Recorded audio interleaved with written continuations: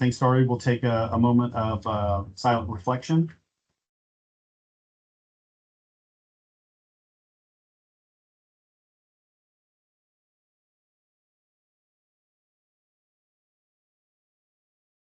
Okay, we'll do the Pledge of Allegiance. Pledge allegiance to the flag of the United States of America and to the republic for which it stands, one nation, under God, indivisible, with liberty and justice for all. Willie, will you lead us in roll call, please, for determination of a quorum? Glad to. Jennifer Roberts. Here. Jane Davis. Jerry Burmeister. Here. Brian Williams. Here. Steve Denny. Here. All right, showing that we've got 4 out of 5. That makes a quorum to have the meeting. Approval of the minutes from the previous town council meeting. Has the board had a chance to look at it? Have any concerns, corrections, or anything that needs to be made? Motion to approve those minutes. I have a motion made. I need a second. I'll second. Second, all those in favor signify by saying aye. Aye. All those opposed? Minutes have been approved. Clerk treasurer's report. Okay, you've all got a copy of the register. See where we wrote checks this month. Everything's just about a normal month for us. The general fund standing at 1.9. So unless anyone has any questions, everything else is in there. Okay, if there's no questions, I need a motion to approve the clerk treasurer's report. I'll make a motion to approve the clerk treasurer's report. Second. I have a motion and a second. All those in favor signify by saying aye. Aye. Those opposed?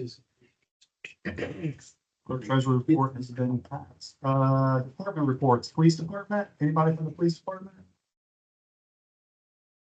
Listen to you, Charlie. Welcome. All right, Great, how are you, sir? great. The only thing I've got in addition to the report that Chief submitted is just the update for our hiring. Jordan Beal will actually be starting with us on the 29th of this month. So she's passed everything for PERF, pension board, all of her background checks, everything required. That's it. That put your numbers at 16, then That's 15. it's 15. So, yeah, and then We're still down one? we're still in a hiring process currently for that 16th position. Any questions? Any question for assistant chief? All right, thank you, sir. Thank you. Park department, Mary said she could not be here tonight. okay, in your drive, you can review the park department report. Planning. Denise? Good evening. Let me get situated here. Okay. Let's start us off here for the planning department, here representing our team. We've got our numbers here in front of you. If you have any questions, let me know, but that is reflective of month to month and then year to year totals for our revenues for our permitting revenues that come in. That goes from our road impact fees, our park impact fees, all the way to our various filing petition fees, as well as remodels, new builds, fence permits. We had a pretty busy month this past May. Planning Commission did not have any new business, but we did have 4 new petitions there for the Board of Zoning Appeals. Kind of give you a little bit of a snapshot. Our Board of Zoning Appeals had 9 petitions in 2025, and we've already had 10 this year. So they are very, very busy board.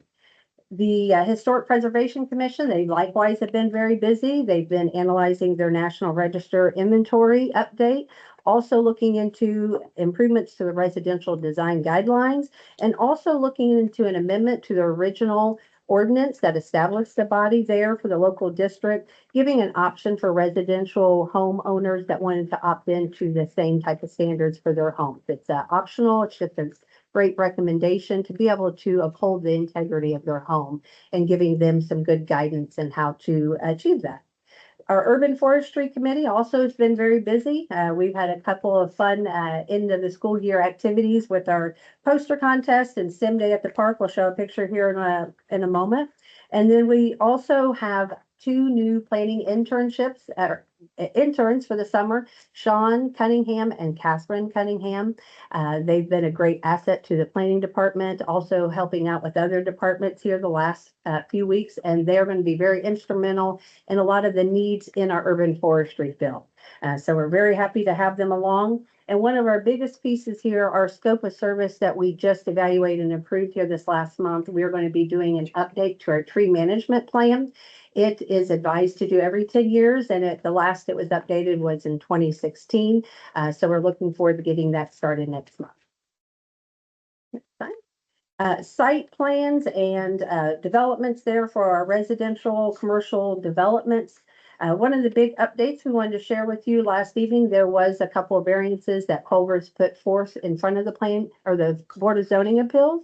Those were approved, and we are really close to getting their site development plan ready for approval. We've got a lot of the entities approvals that came in here in the last couple of days. So hopefully here in the next month, we'll be holding their pre-construction meeting and getting breaking ground there at Heritage Way and State Street. Fairfield at Marriott Building, they also did have a pre-construction meeting. We permitted their permit here this week, and hopefully they will be breaking ground for the first hotel that we've had here in the community, also to the west there at the I-69 corridor. Moving along is our subdivisions, Baker's Point, Hutzinger Farm. They've got several sections going on there. This was not reflective in this report because it just happened here this week, but Hutzinger Farm has submitted their last section for their section 5 for their PUD. So that will get going, and hopefully here in the next couple years, we'll have a complete built out Hutzinger Farm there on the south end of town. Also did want to state here, we had an administrative report that we wanted to share with you. I know that many of you, those that are here tonight, that there has been a pending zoning violation matter here regarding the Bitar property. This is a filing that's been ongoing here the last few weeks.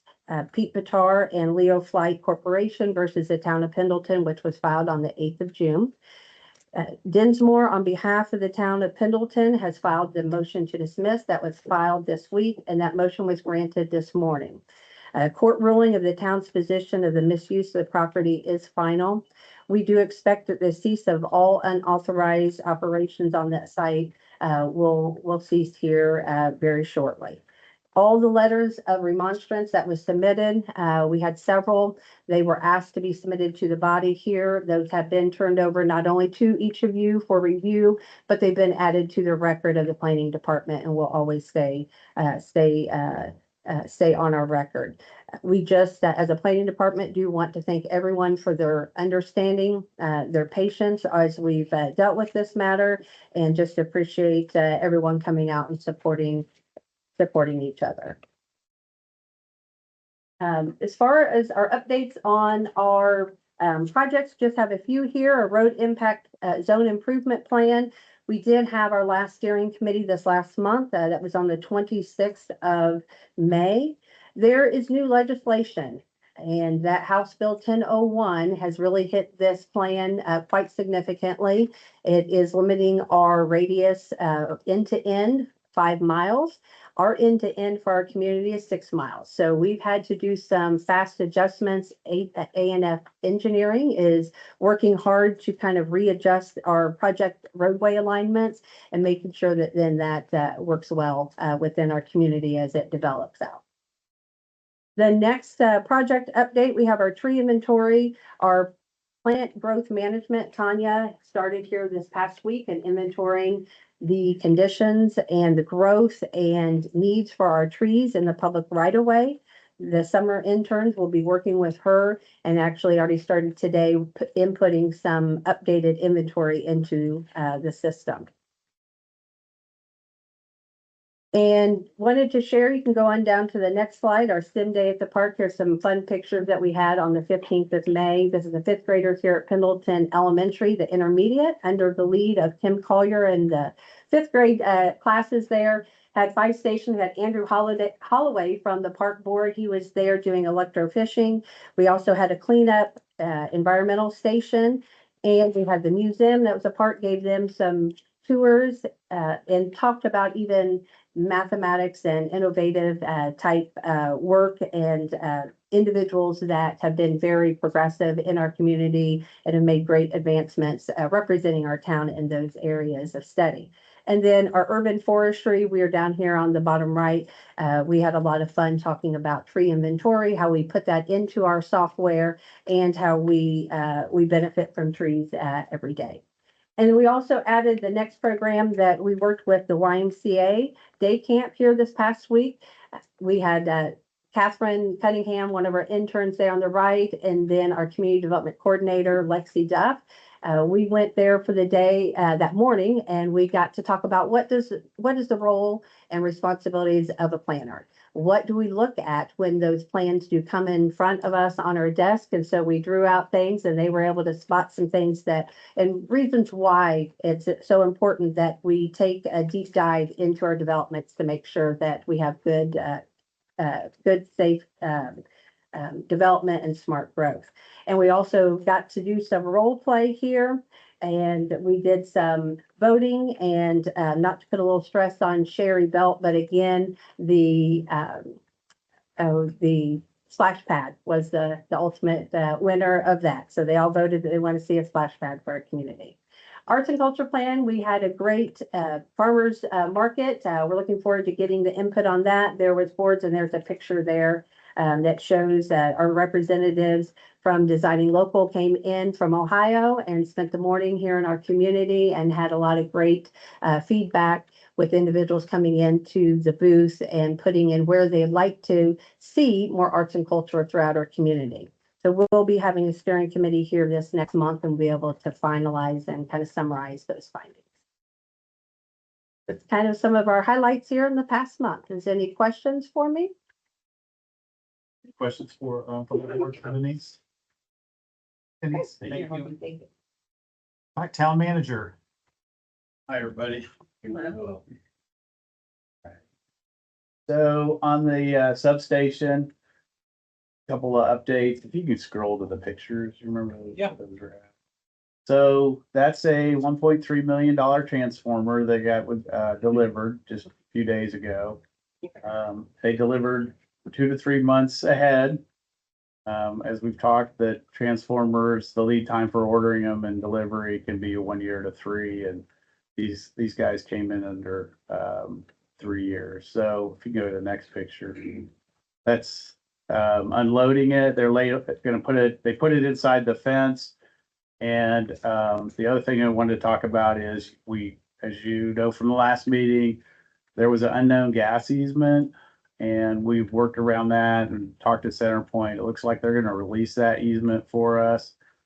We also looked at an alternate site in case that was going to end up being a problem, which ironically, and I'm not going to get into the electrical stuff, but ironically, it would have been a little bit cheaper had we gone to the alternate site. But I think for right now, we're going to stick with the original plan. But look at that alternate site. Remember, we need to have another substation eventually. And so between the electrical engineers at IMPA and Craig Switzer, our superintendent, we're very interested in looking at that site as the next substation. So that little scare with CenterPoint came out to be a positive thing in a way. If you could go back to Elm Street has been closed out. We came in well under what our original budget was. It was about 1.3 cost for the project to close out with the community crossings, was at 916,000. Half of that, more than half of that was paid for, about 60% was paid for by the community crossings grant. And then of course the major purpose of that project was a storm line that was over 120 years old and clay and crushed, and all the way from Main Street and Madison Avenue all the way up to the lumberyard. This is the second phase. The third phase will be to bypass that line from Elm Street up to basically Sophie's Bagels. So financially, we're really happy. The project, of course, went longer than should have been due to Frontier not pulling out their utilities in time, and that created a domino effect and pushed us into a second construction season. All right, next one, new law is, I said earlier, some of these new laws are, putting extra burden on us. Somebody from the town has to be rated, in a PACER rating. All that is how do you rate your roads 1 through 10? And you have to have somebody in the town that's, certified to do that, to be able to have the community crossing grants, which is, roughly worth $1 million a year to us. We talked about the substation being delivered. We're gonna go ahead, because community crossings has changed and it's a little bit harder to get the funding. The Falls Park Drive project, which is basically doing improvements and repaving the Falls Park Drive through the park from the entrance all the way up to the bridge. We're gonna have to reapply for that. Only half the town's got that money. The earliest we can pave it, mill, take down some old pavement, put down new pavement, would not be till 27. So we've made a decision to patch the really bad areas. And so you're gonna see a little bit of that. We've done it in the curve. We're gonna do that in 3 more places. And I'd like to say, thank Donnie Myers for his initiative on all that. He got some really good quotes. So it's gonna be very inexpensive. And then this may not sound important, but when you're dealing with a water department and you're replacing filters and updating some wells and replacing some motors, you're always nervous about getting yellow water. So it looks like we've made it through that major maintenance on the filters at the water treatment plant and at the wells without any major hiccups. So hats off to my guys on that. So that's all I have unless you have questions. Glad to see you're gonna patch the park, the road Yeah, got terrible down there by the bridge. right. Glad to see that's coming. That funding, community crossings, we were starting to get ahead on paving, right? And it was a wonderful program. It got changed and it feels like the funding is cut in half. So we won't be able to do as much as we have been doing in the last 3 or 4 years. So we're gonna miss that funding. Just so you know that they match 75 to 80%. Our budget is only 250,000 for paving. If we don't have somebody, if the state doesn't give us supplemental money, it's almost insignificant. Scott, the other thing, just for public knowledge. Sure. The 1.23 million that we spent for electric, that with all the growth going on out there, I mean, it's kind of forcing our hand. We've got to keep up. Yeah. And that's why that money was spent. Right, that came out of electric, that's paid by the customers through their rate. It's a $5 million project. We were approaching 80% capacity on the substation. The other thing is it's not redundant. We do have another substation that can't handle the whole town if the large one goes down. Because the other one is by the water tower, by the railroad tracks there at the end of Madison Avenue. So it's time to add redundancy and increase our capacity. And then that third substation down the road, it's going to be here sooner than later, as soon as there's any large development on the other side of the interstate. I think with that being said, I mean, down the road, we'll probably have to look at doing another water tower. Oh, yeah, at least I guarantee we'll have to do at least 2 more. And I'm looking to 2 more. Thanks. Yep. You got it. Thanks, Scott. Yep. All right, moving on to old business on the agenda, showing that there is none. So we'll go into new business, NPO Policy Committee appointment.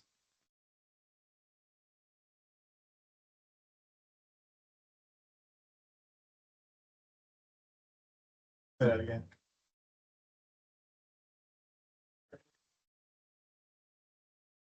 Oh, that's right. Yeah, so I will, as the town council president, I will be the member for the NPO policy committee appointment, so we don't have to vote on that or anything, which is.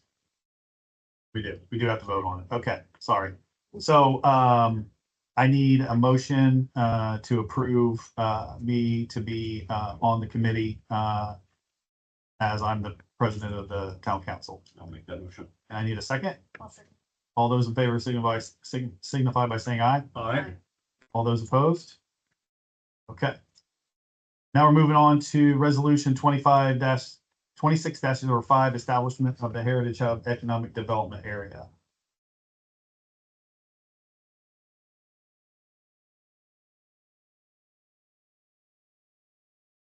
So a little bit over a year ago, the town was approached by Pritha LLC. They're the developer for a master site plan development here west of town, Heritage Hub. That is located in, Dawn, I think there's a presentation there if you want to go. Sorry, Connor, yeah, pull that up here. Is a proposal for an economic development agreement. This is for a developer-backed bond. So the developer-backed bond, you recall here a few years ago, we entered in with Serenity Development, very similar structure to that, where the town is at zero to little, any risk for that type of bond, because the town is not obligated. We don't not make payment on that bond. That is borne by the developer themselves. So in working with this developer here, I'll show you kind of where this property lies here in a moment.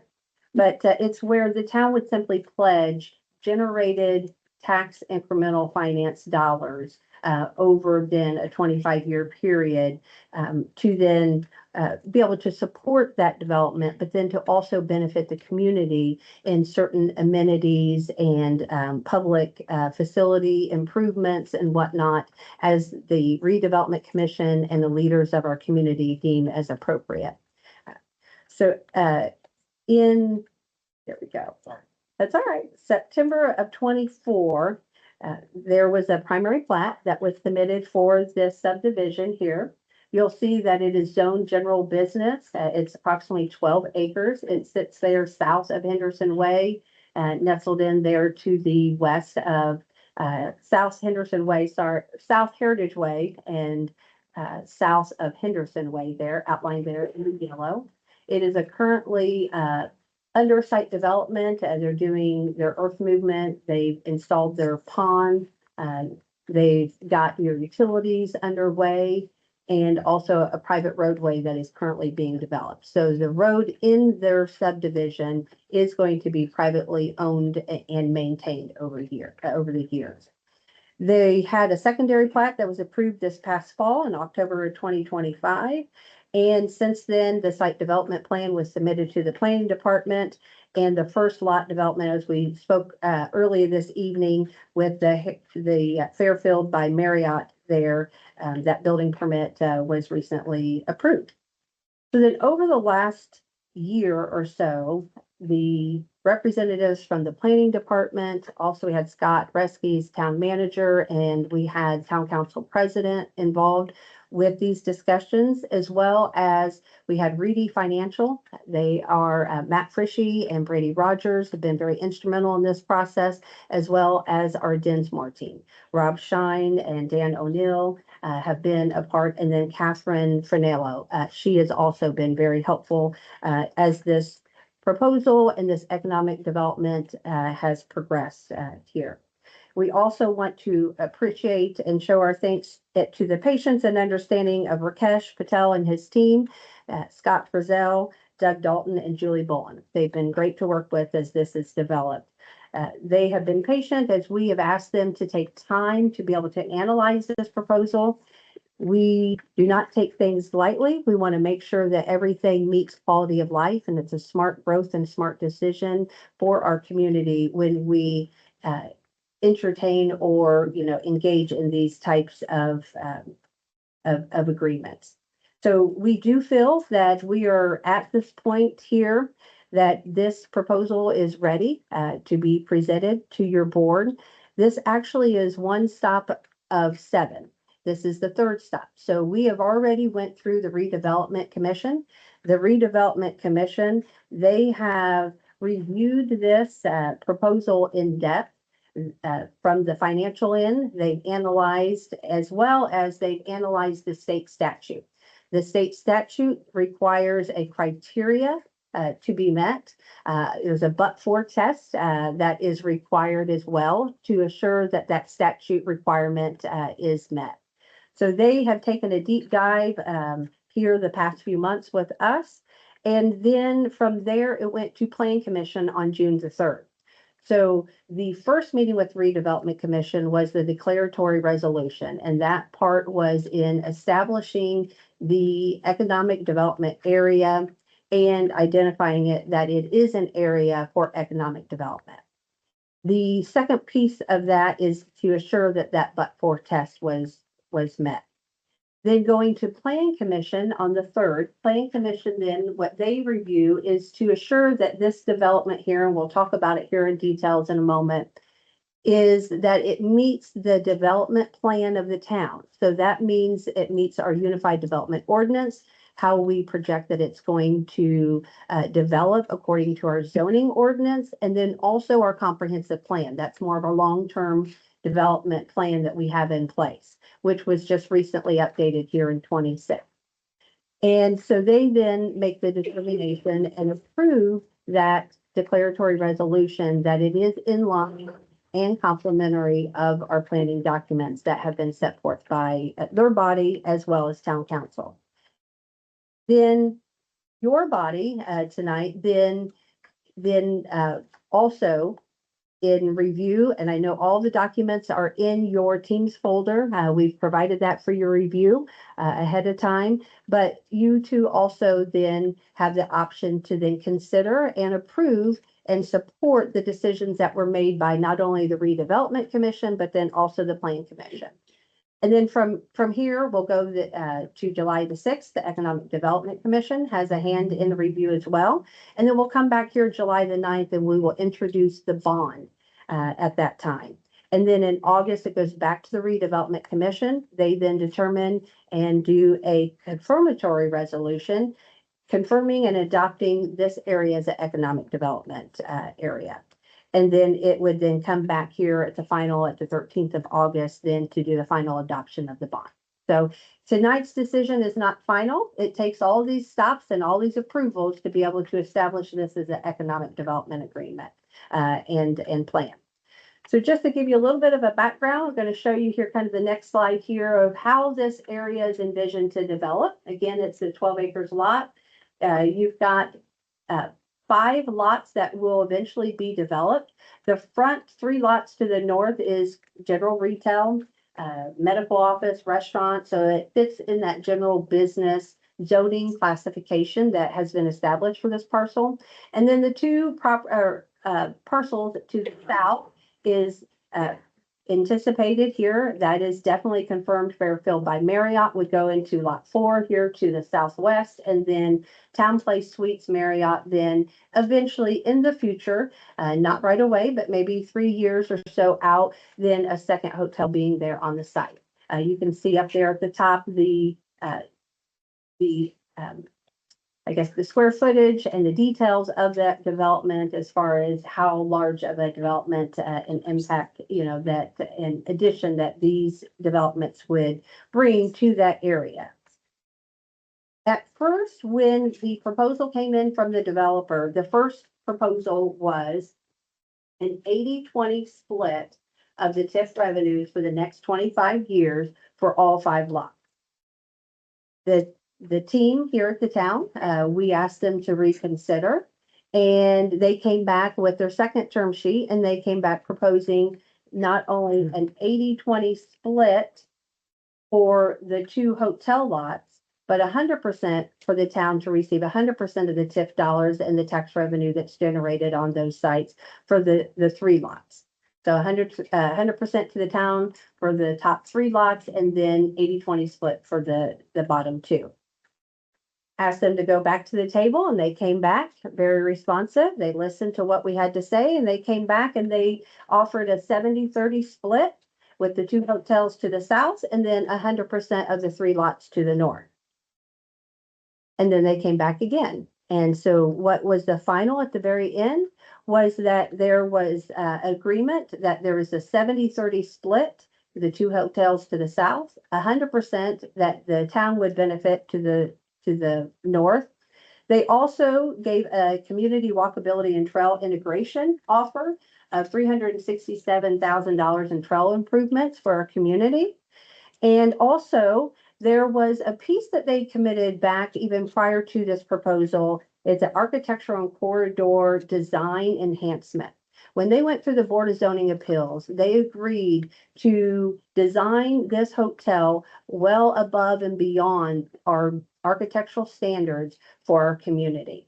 It was important for the Board of Zoning Appeals that they would complement the historic nature of our community. So that would also complement and mirror not only the buildings that you see in our historic downtown, but yet also mirror then the historic fabric of our community. And so they enhanced quite a bit with the lighting, with the structure, with the extra features and the exterior facade that made huge difference in those premium materials that they were offering.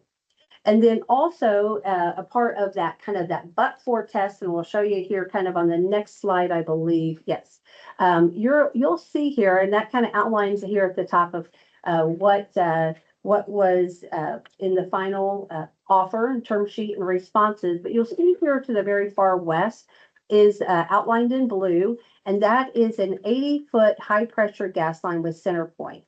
That has made it. Thank you. That has made this property very difficult to develop. And so we've found that this has not been a piece of property that has been desirable by most developers when they come in because of the complexity that high pressure gas line creates. And so they come in and they found a way to be able to work within the constraints of the site, but also too, that was a feature that went into that but-for test. And the but-for test means simply that if this agreement did not take place, this development could not happen for our community. And then the last piece that they added was a minimum taxpayer agreement. And that's huge because the way that works is that no matter if they develop or they don't, if they don't meet the minimum taxpayer dollars that would naturally come in over time, they have agreed to still make that payment. So our community is not taking a loss no matter if they develop or not. So all the financial analysis was provided by Reedy and his teams, was quite in depth, and all those statutory requirements have been deemed satisfied. The plan that outlines those tests are in your folder. If you have any questions on that, I'd be more than happy to answer any of that. But we, I will say at this point, where we're at now is that your body has the opportunity to consider approving and upholding what the redevelopment commission as well as the planning commission has determined that this is something that is in line with our community and in benefit of our community. The other piece of it too is that once all the numbers went into play, the key piece is that not only that quality of life that we're looking for, but we also wanted to make sure that the community was not, that they were going to gain benefit of what they would naturally would have done if this property would have developed naturally without a hotel. So that was a big piece of our strategy and our perspective in our analyzing this agreement and making sure that it was an equitable outcome for both the community and the developer. You know, Denise, I'm on both the historic boards here in town, and I love the fact that you're trying to work with businesses to make them look historically Yeah. correct in Yeah. our little historic community, if that makes sense. Yes, no, absolutely. And we believe that it's going to be something that will create a trend. And we have a Gateway Corridor Overlay District that once those things are set and those tones are set, then we want the growth around it to also complement the same. So we think that it's going to be something that will help kind of create a momentum and be kind of a contagious type effect there. Yes. Questions for Denise? So we need to take a vote tonight on this. Okay, so I need a motion to approve resolution 26-05, establishment of the Heritage Hub Economic Development Area. I need a second. Okay. Motion and a second. All those in favor signify by saying aye. Aye. All those opposed? Carries. Thank Thanks, Denise. Thanks. Next on the board, before I bring the chief up, sorry, chief, we've had a little bit some miscommunication, so I just want to clarify with council. Two things. In this resolution, it talks about the restricted fund, and I read your note, but when I was looking at the resolution, it talks about $110,000 that's in the restricted fund. In my last note that I had, we had just over 93,000. So I think the board's ready to go to vote on the restricted fund. Can we just make that correction? Yeah, we just make a oral motion to amend the draft, which you have to reflect the number Okay. and then adopt that. Okay. All right. So if everybody looks in the resolution, it talks about the restricted fund being $110,000. I would just like to get a motion and a second to correct that from 110,000 to 93,175 and 67 cents. That motion. I need a second. Second. All those in favor signify by saying aye. Aye. All those opposed? Great. And what we'll have to do is we can release the 93,000 funds after we pass this. Okay. And then we'll have to come back in July, the next meeting in July to get the additional funds under the unrestricted funds. Okay. Thanks, chief. All right, to bring everybody up to speed on what he was talking about. As everybody's well aware, January 1st of this year, the South Madison Fire Territory agreed to expand into LaPel Stony Creek Township as well as Adams Township and Marklettville to provide ALS coverage to those communities with the expansion of our fire territory that was established back in 2023. Obviously, there was some things at the State House that led us to have a reduction in all our overall cost of just shy of $2 million.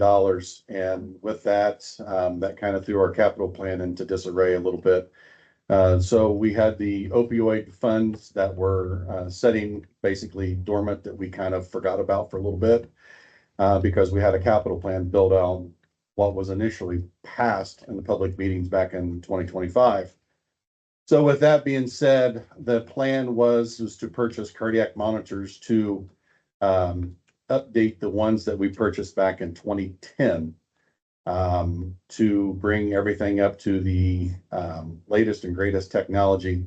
So all 4 ambulances would match the same heart monitors to treat opioid or narcotic overdose patients to allow us to transmit their vitals to the hospital directly to have direct communication with the receiving medical facility and the doctors that we operate under protocols. And those protocols specifically state that any type of overdose patient, whether it's opioid or accidental or anything to that effect, that we have to place a cardiac monitor on them. Like I said, with the 4 ambulances and the 4 engines that we now staff 24/7, 365, that left us with 2 cardiac monitors shy.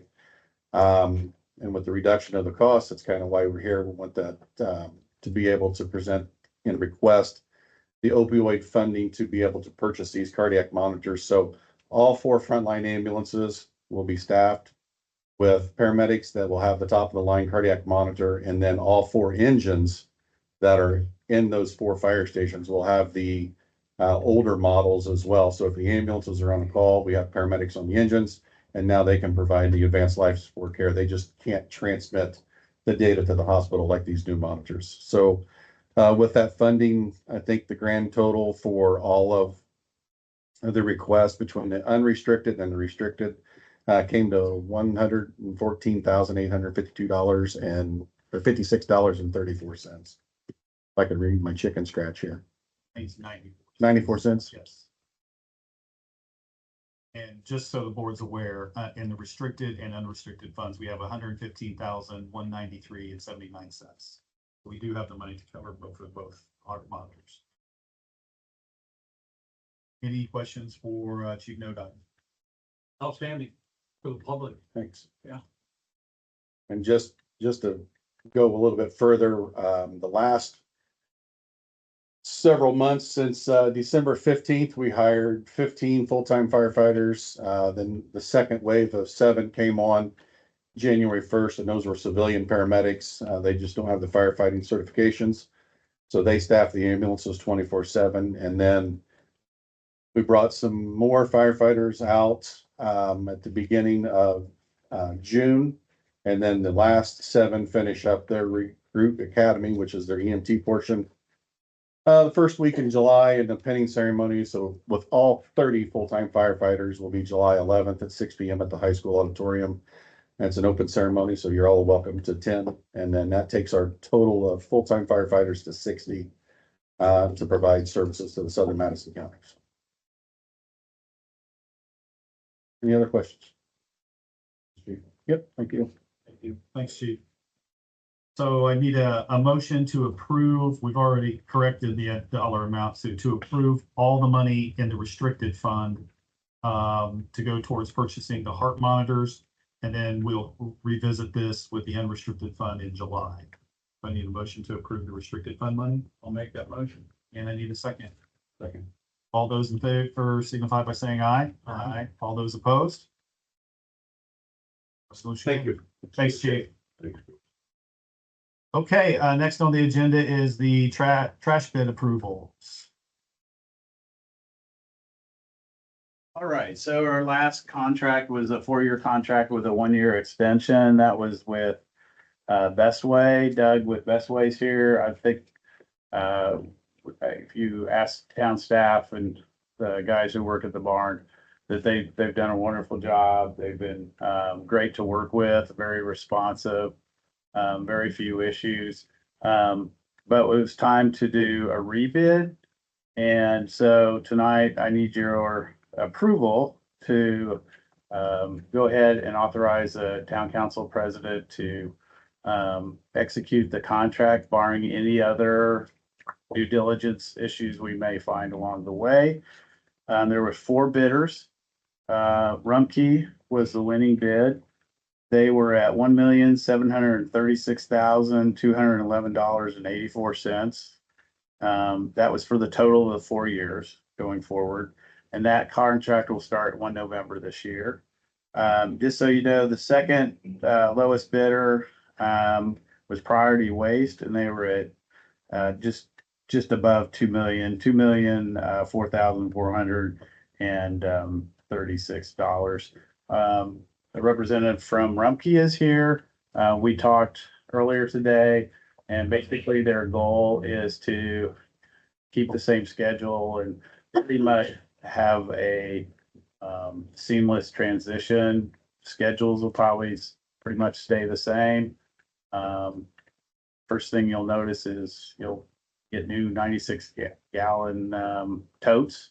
You do have an option for a smaller one if you'd like that, and you can have up to 2. And this bid includes not only the solid waste, but also recycling. So with that, open up for questions for myself or Troy from Rumpke. The big question I'm gonna get asked is our bill gonna go up? It will, yes, I would say so, but I don't think it's gonna be that much. That's our next step, is to analyze what we tried to do, and this is what we did the last time, is that we set one rate for the 4 years. There's, under the Rumpke bid, there's basically a 4% increase each year. So, that's not them. So we try to set, and the hard part is not knowing what our growth is. So we set like an average rate so that the first couple of years, we're collecting a little bit more than our costs. But then in the last 2 years, we're starting to spend that down. So instead of having a rate change every year, we just do one over the 4 years. Now, if all of a sudden the town, grows 10,000 a year, we would probably have to look at the rates and adjust it, but that's gonna be our goal. And so that'll be our next step. And the next time you see me on this issue, that's what I'll be recommending. Still a charge for recycling. Still a charge for recycling. Yep. And I don't anticipate that to change much.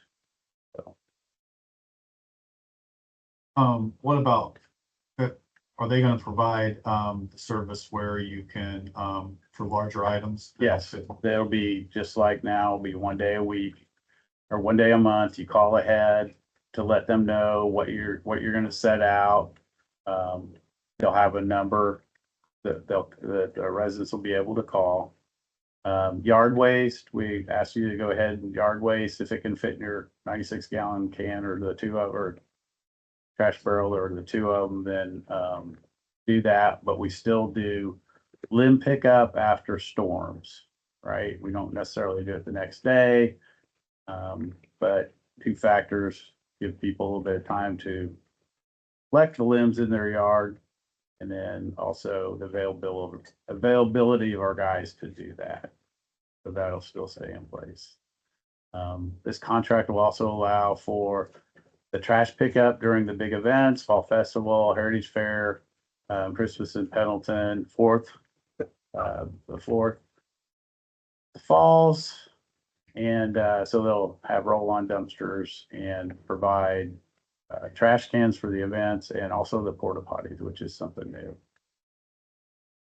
Scott, not to put you on the spot, when's the last time we've had an increase in our trash fee? 5 years ago, we set the new rate based on the bidding process we went through 5 years ago.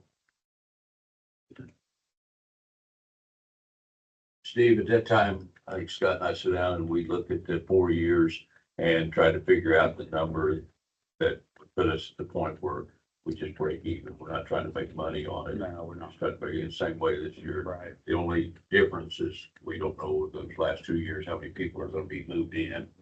But I think in the last 4 years, we got it really, really close to breaking. Yeah, it almost came out even. Yeah. Any other questions from the board? So we need to make a motion to approve, okay. Need a motion to approve the trash bid from Rumpke. I need a second. Second. All those in favor signify by saying aye. Aye. All those opposed? Okay. Last thing under new business, substation steel construction bid approval. Okay, this is, we talked about this a little bit earlier. This is one of the phases on the construction of the substation. It's basically the frame. We had a earlier bid process on this, and this is actually a rebid. The engineers recommended we do that. We only had one bidder, if I remember right, but they were late, and then we had a second bidder come in really late, and so we felt like we need to rebid it. And these are the bids here summarized on the table, and we're recommending Peak Substation Services at $361,700. Any other questions for Scott regarding the substation? Need a motion to approve the bid from Peak Substation Services. Make that motion. I need a second. Second. All those in favor signify by saying aye. Aye. All those opposed? Thanks, Scott. Okay, now we're leading into public comments, and I'd like to thank everybody for showing up tonight. We usually don't have that many people in the crowd, so we very much appreciate you being here. I have been given information that a lot of the people in the audience would like to speak about the data center. But before we do that, I'm going to bring our economic development coordinator up here just to talk a little bit about what we already have in place in our UDO and comp plan. And hopefully this information will help everybody out tonight. Do you want those maps shared or you'll need just Yeah. speech or, okay. Yeah, and the guitarist. Yeah, been more than happy to kind of share kind of what works our plan commission and ultimately our town council has put into place. I really, and I echo what President Denny says is thank you very much for coming tonight. input from the community, helps guide us to make good, informed decisions, and those that are reflective of your voices, your perspectives, and your needs. So thank you very much. We really appreciate your investment in our community. So yeah, just kind of taking a look here. We also too have been right there alongside you. We've been hearing the concerns of the data center. I do want to also state that we've not had a property owner within our jurisdiction that has been approached of having a inquiry or interest in developing their land with a data center land use, nor have we had anyone come here to the town of Pendleton as well, and our planning department reaching out and expressing those interests as well. But while everyone else has kind of been jumping in and learning about, what we need to do to make sure that our communities are protective, that we're growing in the way that we foresee and want and desire our communities to grow, is taking a look at our standards that we have in place and what protections do we have that we've worked hard to make sure that those guide not only the development, but guides our leaders, our board and commission members, our town council men and women. We've got probably, I'd say, close to 10, 11, 12 boards here, and they all work very hard, and your interest is at deep at their heart. So we are very fortunate to have a lot of great leaders in place, and that they take their role very, very serious. So just kind of taking a look here in the past 5 years, we've done a lot of kind of analysis and evaluating and taking a look at making sure that what we have in place, standards that we have, regulations, things that we have in both in our Unified Development Ordinance, that is a division between our development standards as well as our zoning ordinance that outlines as far as land use and height and setbacks and so forth, that all those are reflective of that outcome and that end game that we want to have and see in our community. And in doing so, we kind of first started off in 2021, in which we had done an update to our Unified Development Ordinance. That started off, that was probably the time that I was kind of coming in and the nearing in when that plan was being developed. And that was about a 200-page document, and now it's about 350. So we have really taken a lot of time, not only in amending it in ways that it needs to be amended, but also adding in provisions, appendixes, and so forth to make sure that we're keeping up with the development needs with our town. We all agree with you. Our town is very sacred and it's very special to us, and we want to make sure that we not only enjoy living here every day, but also our children wants to, when they grow, they come back and they want to also enjoy that same community that we've been able to enjoy. So in those decisions, we keep that in mind. And first of all, for our Unified Development Ordinance, we have our zoning ordinance map, Unified Development Ordinance, and a gateway corridor overlay district that's all housed within that one massive document. It's a living, breathing document, again, that we make sure that we review that as planning staff, as well as our board and commission members. Looking at those hyperscale data centers, we would classify them as a heavy industrial zoning district. Those are what those types of uses would naturally fall under.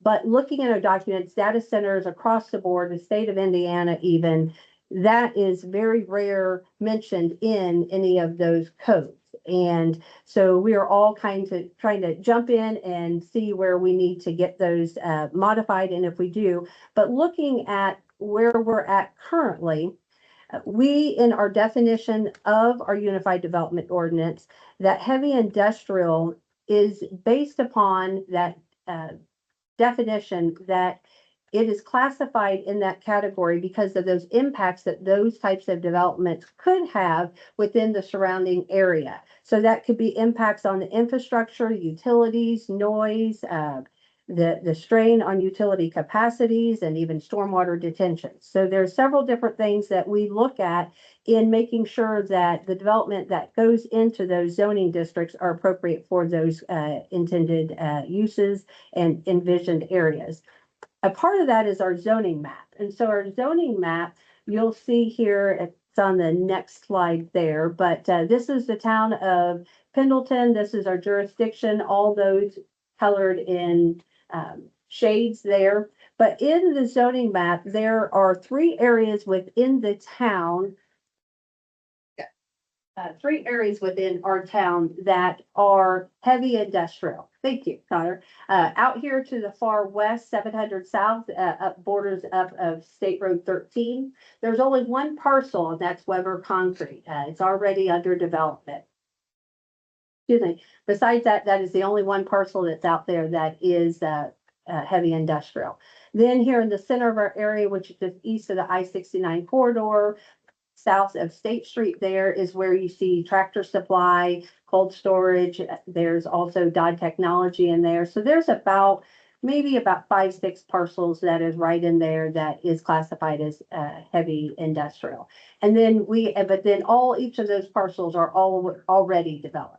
Then we have here on the very far kind of southeast of our community, down there towards or close to our Huntsinger Farms, a little bit farther to the south, but right here, a little bit south of Engle Road of our high school, we have Gardner Wrecking there that's in there. And so there is one parcel there. There's a cluster of them. There's about 4 or 5 parcels there that are 25 acres altogether. And so that is heavy industrial. So in part it's developed and the rest of it is not. So in looking at that, we feel good that there's not much heavy industrial areas or where any developer can come right in, meet the standards, and be able to come in and to submit a site development plan or plating or process with our planning department, and not have those layers of being able to have some controls or some say in how that develops. Looking at these large data center developments, they usually take about 200, 500, sometimes 1,000 acres to develop. So right now, as it stands, we don't have any capability for that type of use to be able to come in to our community. You obviously see there's a lot of agricultural property, but again, there's that second layer of protection that if someone was looking at some areas in here or even in the unincorporated Madison County, that they would have to go through what we call rezone process. And they have to petition in, they have to meet some criteria, which is they have to show that the comprehensive plan intentions for that area is being met through that intended use. They then also have to make sure that their development meets our standards. They go through the Plan Commission. Then Plan Commission gives a recommendation to ultimately for this body then to decide if they want to and feel that it is appropriate use and best use of the land to then convert that over to a heavy industrial. Other things as far as our UDO and the protections that we have is our Gateway Corridor overlay. Those are areas that are right along, there we go. I can go back to that. It's right along our State Road 38, US 36, State Road 38, State Road 67.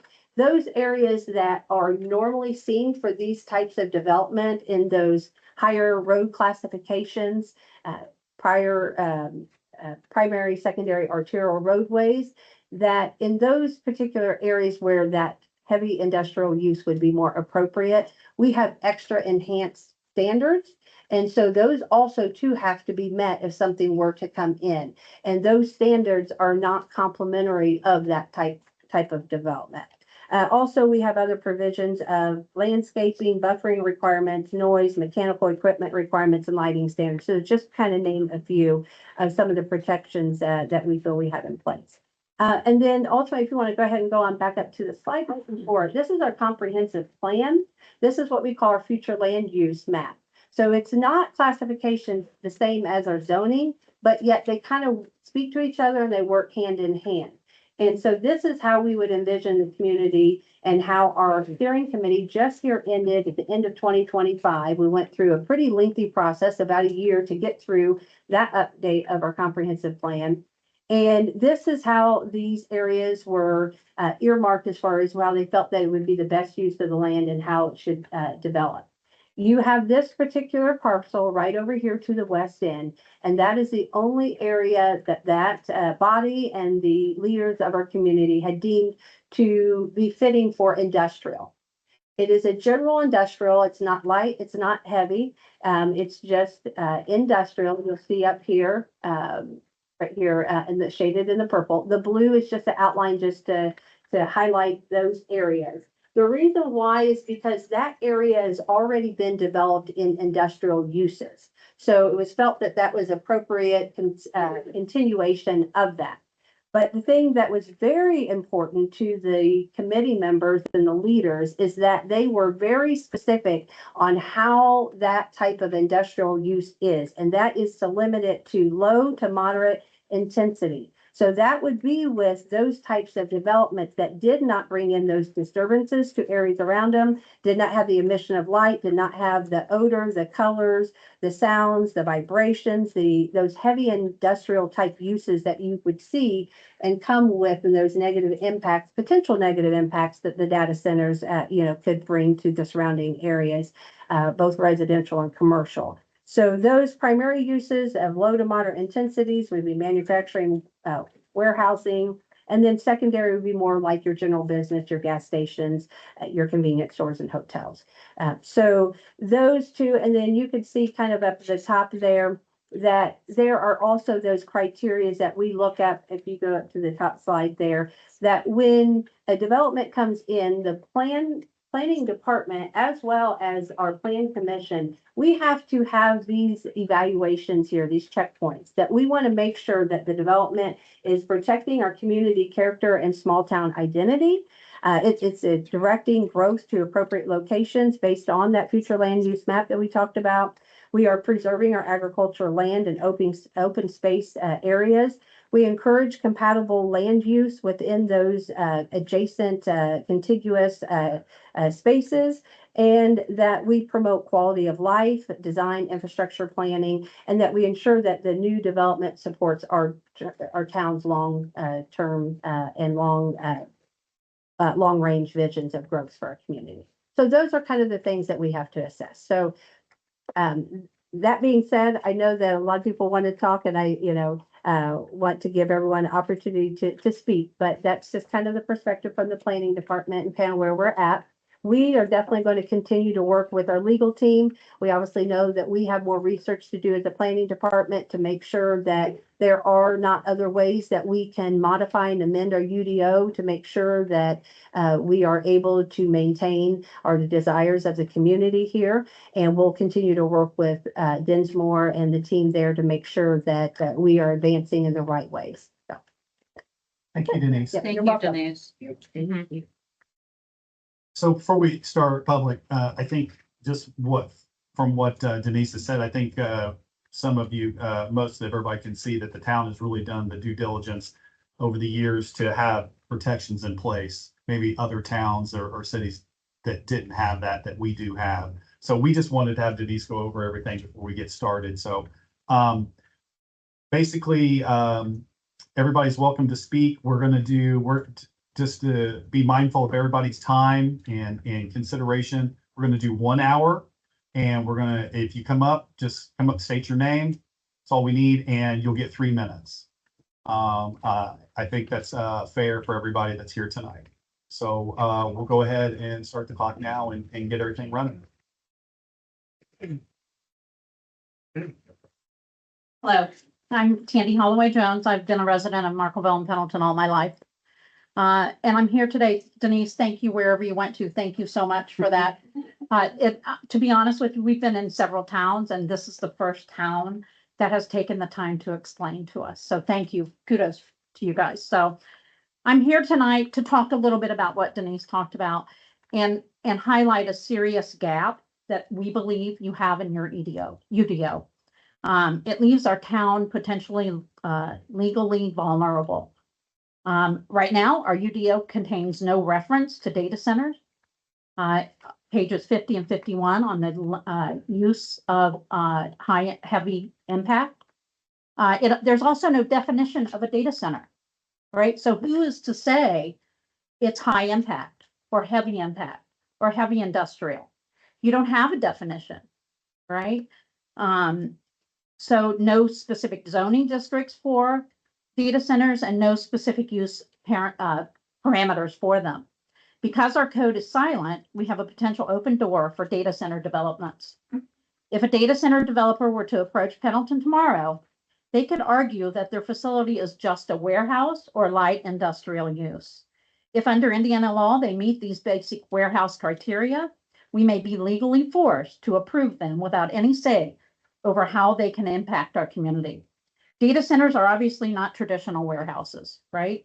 They operate 24/7. They require massive amounts of power from our local grid, potentially consume millions of gallons of water for cooling, and generate constant low frequency background noise with turbines and generators. We don't have to look far to see how urgent this protection from data centers are. Our neighbors in Madison County, Ingalls, and nearby New Boone County have already had to scramble to pass temporary moratoriums and create emerging technology ordinances just to protect their and our borders. I'm not asking the council to ban data centers due to potential legal issues tonight. I'm asking you to protect Pendleton by considering these two things. Enact a temporary 12-month moratorium on any data center applications. This pauses the clock so developers cannot sneak a project in under our current UDO. Number two, direct the Planning Commission to draft an emergency update to the UDO to create a defined data center ordinance and definition. We must clearly define data centers, restrict them to appropriate heavy industrial zones, and establish strict standards for noise level, water conservation, property devaluation, and setbacks. While I understand the council and the Planning Commission believe our current UDO protects us by not defining a data center as a permitted use, let's get ahead of this issue on our own terms rather than waiting on a developer's lawsuit to force our hand. If the data center ever applies in our community, there must be rules and regulations in place. We must consider people over profits. This 12-month moratorium will allow a clear, concise ordinance to put rules and regulations in place to ensure all residents are protected. Thank you for letting us speak and thank you for your service. Thank you.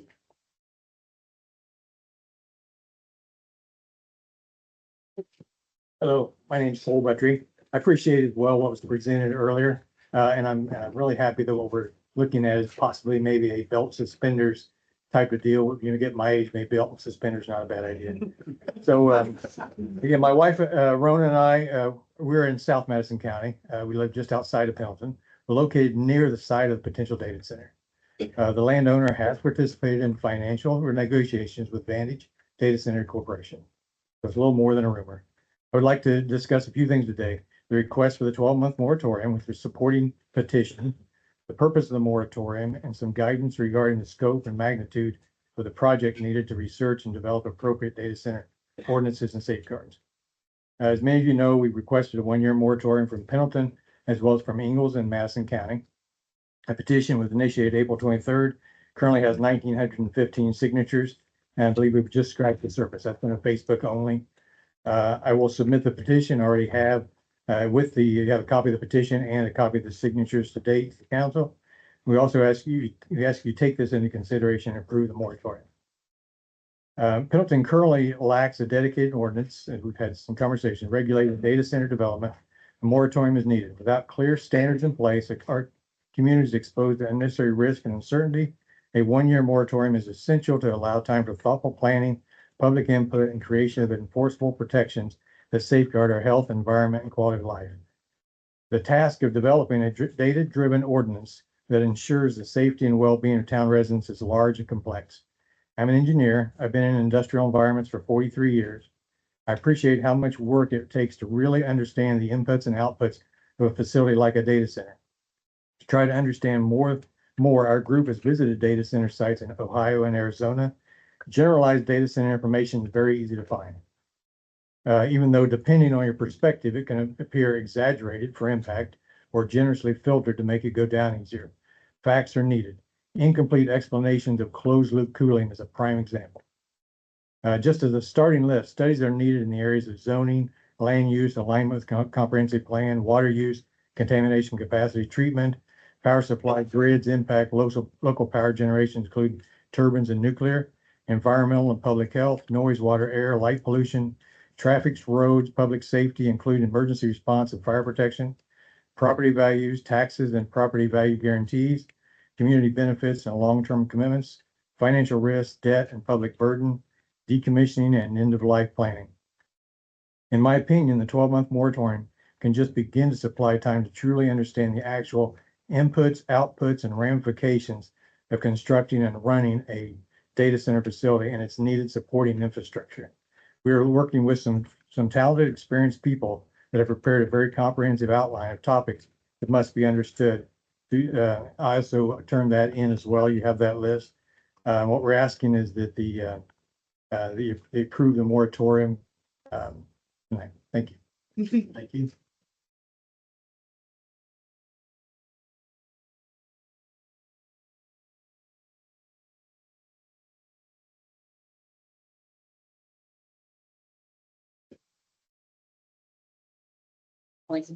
Lorraine's gonna go.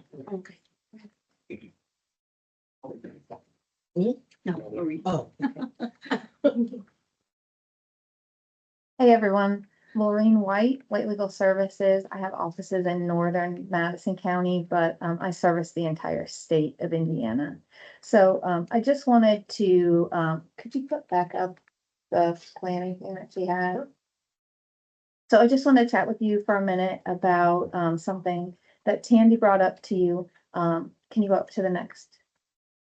There you go, perfect. Something that Tandy brought up to you with regards to gaps in your ordinance. So at this time, if you have an unlisted use in your ordinance, which you do for data center, the criteria for classifying the unlisted use is to determine whether the use is similar to listed uses, and the person who can do that is your zoning administrator or your BZA. I noticed that on the slide, it says that hyperscale data centers would be classified as heavy industrial zoning districts. I'm not certain who made that determination, but the only people that can make that determination are your zoning director and your BZA. That being said, Tandy's 100% right. These things are gaps in your ordinance that a sophisticated developer can drive a truck through. They've done it in other counties where they come in and they talk to the people in the counties and they get them to believe that they're going to give a lot of money to the county, that they are going to actually come and do what they're supposed to do, that their development fits within one of these unlisted categories. They did this down in Jefferson County. Jefferson County had a heavy industrial property down there and the data center wanted to come in. They came and talked to their zoning administrator and they said, we think that this fits perfectly within this category. They said, that's fine. No one got to remonstrate. No one got to talk about it. They just said, you can put it there. And that was very frustrating to the people, the citizens of Jefferson County, because they felt like they were not part of that process. They didn't understand how the data center got to go there without them even being able to talk about it.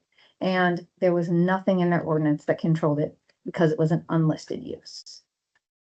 So once again, just like Tandy and Cole said, I encourage you guys to put a pause on this, put a moratorium in place, and take a good look at your ordinance so that someone cannot come in and take advantage of the missing pieces.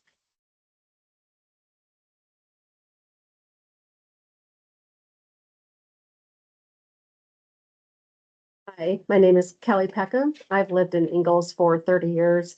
I had a whole speech written, but based on what Denise went through, I feel like most of it's really moot at this point. I wanted to come in and really talk about the impact of data centers on the economy. And I'll run through that just very briefly, but what we're hearing is that data centers, as Lorraine just mentioned, come in and promise millions and millions and millions of dollars to the community. But there's an offset to that, right? The data centers can potentially prevent other economic development. And Denise, wow, Denise is so thorough and comprehensive. You've got a great asset there.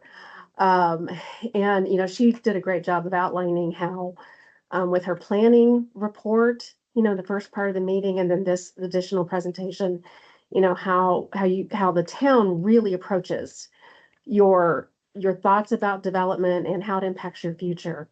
So some of the potential impacts of a data center are, people that don't want to live near one, they're going to leave. And who's going to leave? Your higher income families, because they're the ones with the means to leave. And, the families that don't have the means to leave, they're here and they get to suffer through it. So there's a huge quality of life impact for them. I've already spoken with one business owner who told me that if a data center comes into this area, he's going to move out of state. And he has he owns a company, and he said, I'll move all my employees with me. So him and everybody else that works for him is going to leave. And he's probably not the only one who would be in a position to just take his business and run. So we're losing residents, we're losing businesses. And at the same time, there's going to be an impact on those businesses and residents that might move into the area who no longer want to be near a data center and face the loss of the workforce, the increased utility rates and other operational costs, in addition to all of the environmental impacts and quality of life issues that have already been brought up. And, and we all know from every news story out there are major issues. So, and tourism is obviously a big factor, I think, for Pendleton. Your hotel costs will go up and your transportation costs will go up and your businesses are going to struggle when, we're already seeing that in other parts of the country where we're losing tourism to Canada because of the current politics and things like that. And I think that's what you could really face in Pendleton with a data center. So just please support the implementation of the 12-month moratorium to give this town and the local community a chance to get those protections in place, like Lorraine and the other two have outlined. It's great that you have the restrictions that you have, but, we're hearing, as Lorraine mentioned, that they can sneak in. They have, billions of dollars in legal fees that they're going to put towards this. They've been doing it across the country, and we need your help. So thank you so much.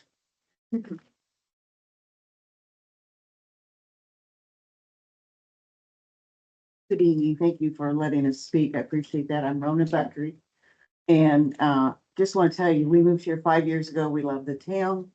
We love the history, the heritage you have in Pendleton. It's fantastic. So we like to shop, eat, whatever here. But we are definitely going to be affected by this if this happens to us, personally, just across the street. But I wanted to tell you the other counties involved in this moratorium process. The following counties and local areas currently have temporary data center moratoriums in place. Boone County has a 1-year moratorium. Madison County just recently 6-month moratorium.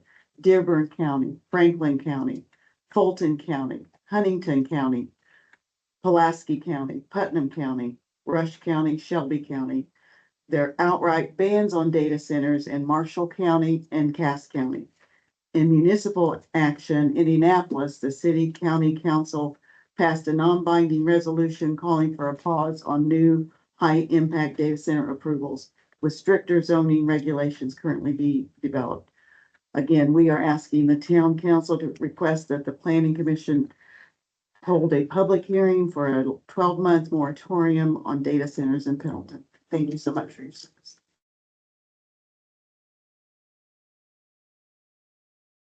Oh, okay. My name is Jackie Stevens, and I'm a resident of Pendleton and a lifelong educator. Taught for 38 years, and 28 of those years were right here in South Madison. Love this area. My husband and I raised our 2 boys here.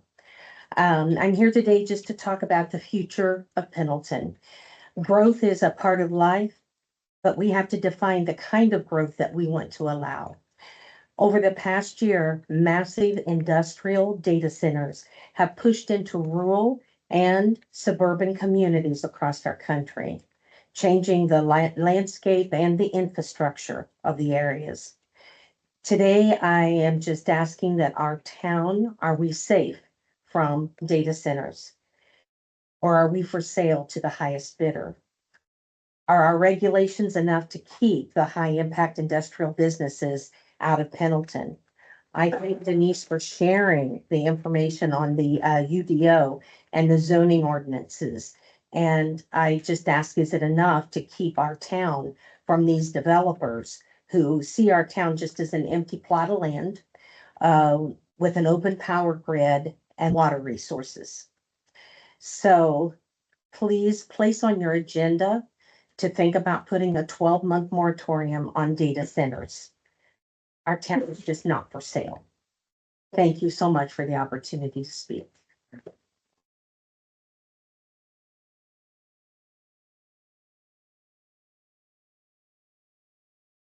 My name is Al Roadcap. I live here in South Madison over in Adams Township. But I'm going to speak in favor of the moratorium. I think you need to do that. And I speak of this from experience. I designed data centers. That's what I did before I retired. And everything you hear, you'll hear a developer tell you, we're going to bring all these jobs. They lie through their teeth. I'll bring jobs in to build it. Once it's up and running, there's not a warm body in that building. I will tell you that. That's how you design these. Every time you put a person in there, you take downtime. So we don't want it. They talk about hyperscale data centers. That is a new term. What it really means is we interconnect all the data centers together and they share data and they transfer workload back and forth. I started out in that world with air traffic control overflight centers back in 1968. This is not new to me. The ordinance you have here that you've done is probably one of the best. Put a lot of thought in that. We need to put some more. So please do the ordinance, put the moratorium on, and if I can be of subject matter expertise to your zoning folks and your planning commission, I'll be it. But like I said, when we build these, we don't want to put people in the building, so there's no jobs there. When I retired, my organization had 154 data centers in 138 countries. We're talking buildings that were the size that you're familiar with here. Building 1 down at Fort Harrison. I had one of those in Sterling Forest, New York. I had 5 diesels keeping that building up because the power grid couldn't carry it. Mr. Rescue does not need that nightmare. Okay. Water systems, you can do closed loop cooling. It's not that tough. It can be done. You got to think about it. Air handlers and other things. You got to think about that. The noise level, you got to think about that. What they don't tell you, and what a lot of them won't tell you, is we were building, and this is 2010 when I retired, we were planning 17 data centers across the US. And we were assuming that we were going to have 10,000 watts of power per square foot. That's what we needed. A bunch of juice, okay? And that is going up since then. Square footage wise, they're probably going to be 25, 30,000 square feet. What I do know, and I've seen this for the 42 years I've been in the business, longer than that actually, that as time progresses, what goes on inside those is equipment obsoletes. It's got to go someplace. So you got landfill waste you got to talk about. But we go into what's called virtualization. So I take what's in the floor, start shrinking your footprint.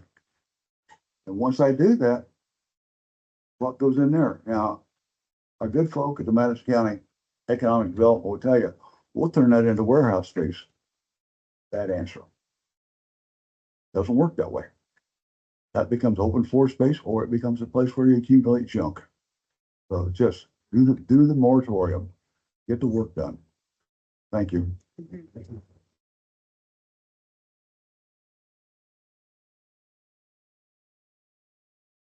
been a long time since I stood in here and talked. My name's Ron Barnhart, and I'd like to see the moratorium. And the reason is because there's so many people. And that's everything that you guys do here. You affect so many people. And that's what a data center will do, is affect all of the people around it. Not just in town, but outside of town. It'll have, I think, a bad effect. And one of the things is it'll take away the small town feel that you're all struggling to keep. So once you bring something like that in, it's going to be all kinds of offshoots that come with it. Call it economic development, but it changes and just dissipates the small town feel of the community that we've tried to keep for so long. So I just ask that you consider 1 year moratorium, so they've got time to review all these UDOs and DBOs and whatever they are. And put the things in place to keep what everybody that's sitting in here and everybody that before you worked so hard to keep. That's all I've got to say.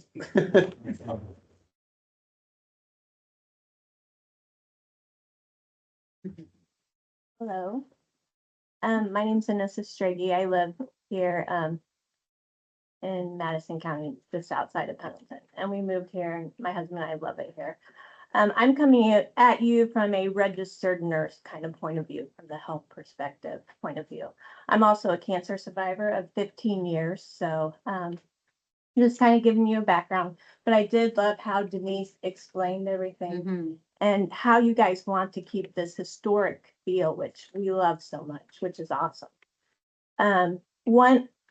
Three things I'm going to go over are noise pollution. So kind of just some facts here. The first being the mid-high decibels, which exceed the healthy amount of what is a normal hearing.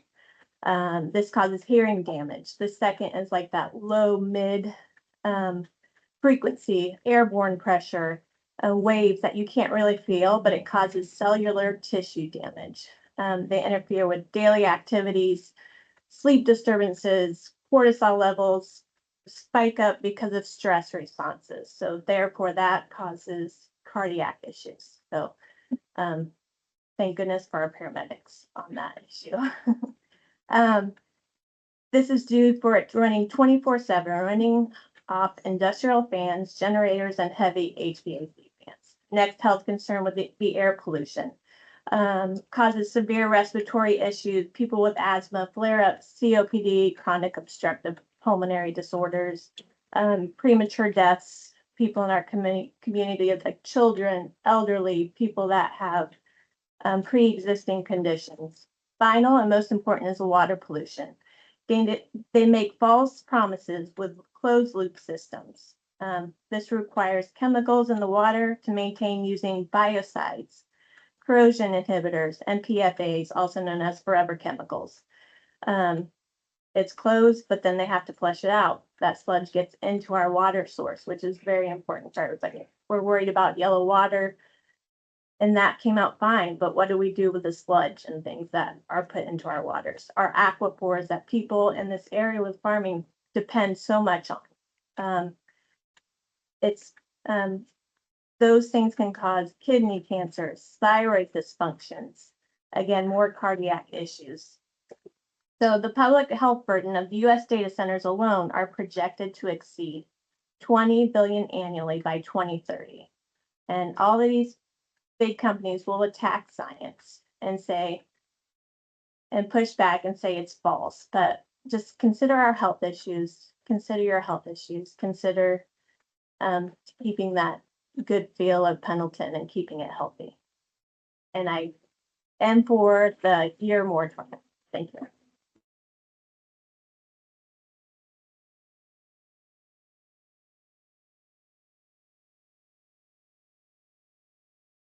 I'm Dick Krager, and I've been asked to read to you a letter from a long-term citizen of Pendleton. That's Mr. Paul Wilson.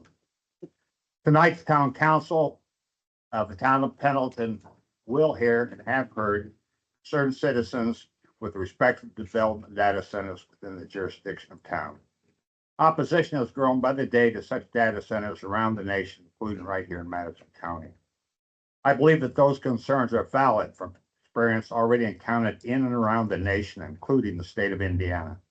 Concerns about the environment, concerns about the water usage, water discharge and drainage, concerns about power consumption, including increased rates to satisfy improvements needed for the increased power generation, Concerns about the site power generation, including air contamination and noise pollution.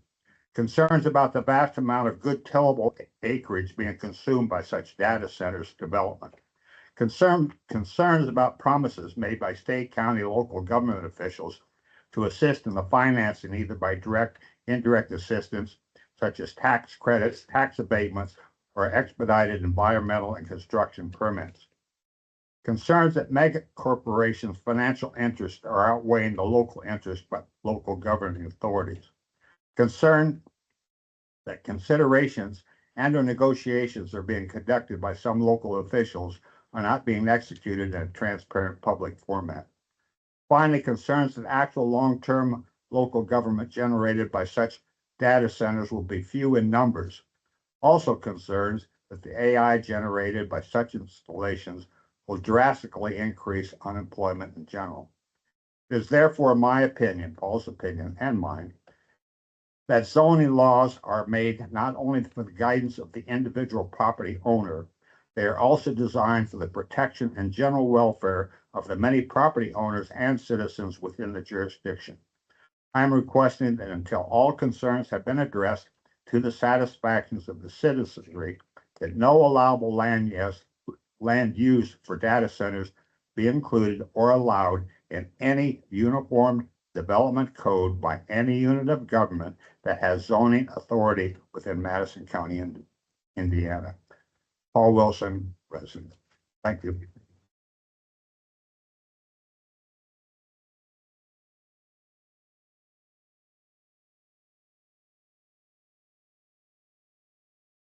You try to keep me from coming out.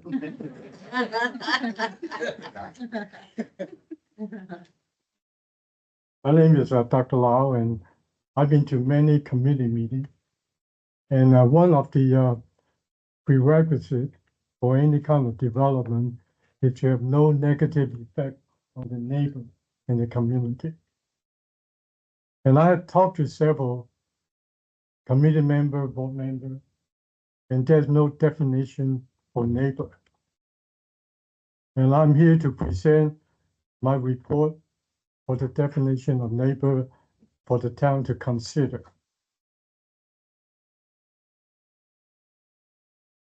And this is it.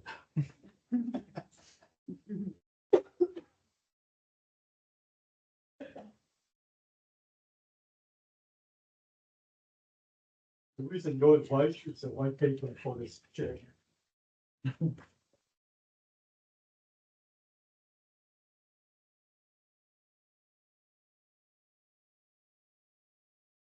So any development based on the first statement of the Denise report is to have no negative effect on the neighbors and the community.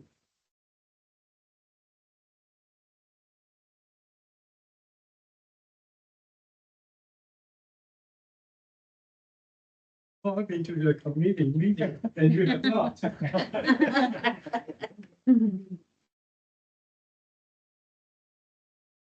My name is Helen Ween, and I live in the northern part of the county. I live close to Highland High School, but live in the first district, and wanted to just bring something to your attention that we've just found out about. We've been going back and forth looking at issues with data centers, and unfortunately, the town of Alexandria does not have the due diligence that the town of Pendleton does. You know, they have issues with water. They're having problems right now with finances from the city. And we found out recently that a 460 acre parcel, just 28 east of, it's on 28, just east of Alexandria.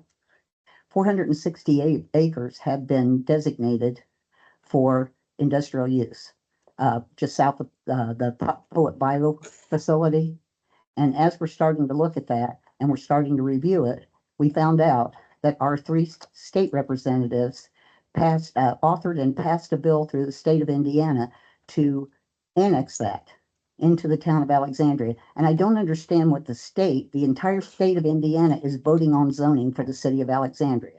So something just seems weird. And then we found out that there's another 500 acres available beyond that. The people in that community know nothing about it. I can't say that that is what it is for a data center, but they can't tell us that it is not. So if you do not do your due diligence, I fought a landfill for 40 years. And what I can tell you with dealing with those people at the State House is that if you don't have rules in place that say they can't, it means they can. So please, I urge you to enact the 1-year moratorium. Thank you so much for giving me this time.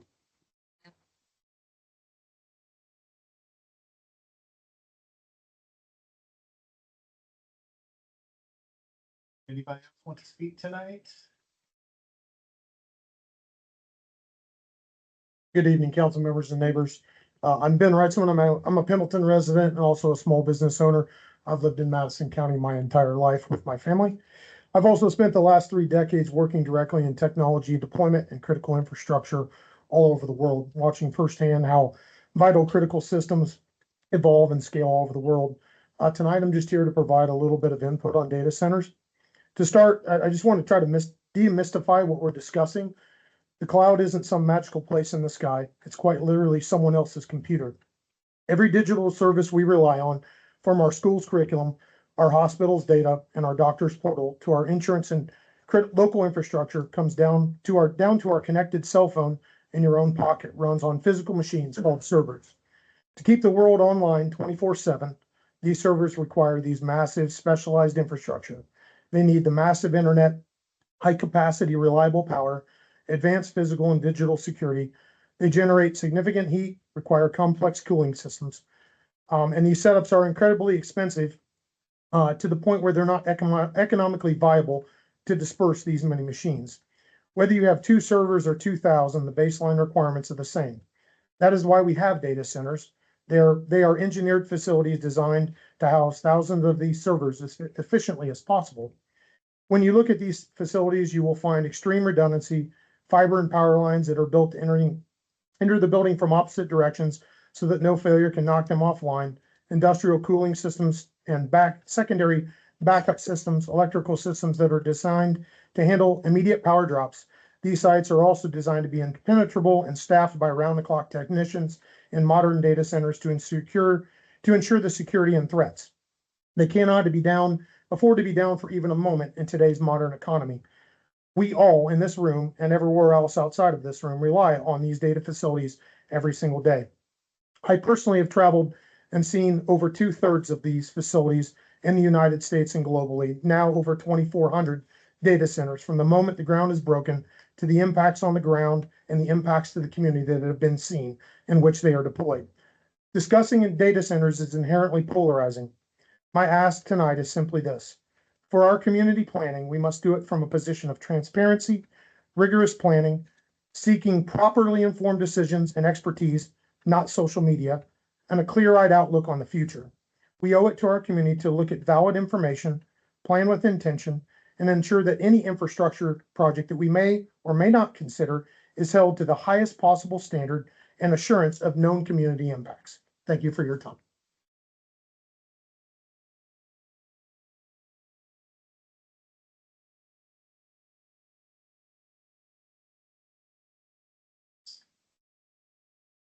Okay, come on up.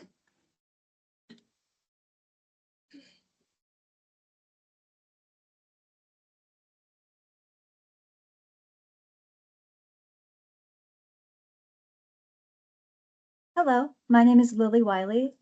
Today I'm here not for this matter, but I would like to say that speaking on the matter of the data centers, this town will be more sought after by the community and the surrounding communities if we put more regulations into place with the protocols for what data centers are considered. I want you guys to put that in consideration. We should have access to clean water and not have to pay crazy high bills for electricity. I think that this meeting should also have more press release to younger audiences, younger adults. This is the future, and I would like to see more people speak on this matter. Thank you.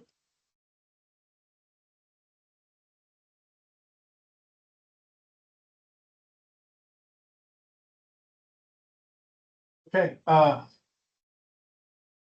we would like to thank all of you for coming tonight. We understand the seriousness of this. We hear you. we are going to work with our team, planning department, the planning commission, legal, and we're going to do, what we feel is right for this community. I think we all have the same thoughts about where we all live and how we want to live here in town. And, we just appreciate everybody coming tonight. And with that, at 7:39, we'll close the meeting.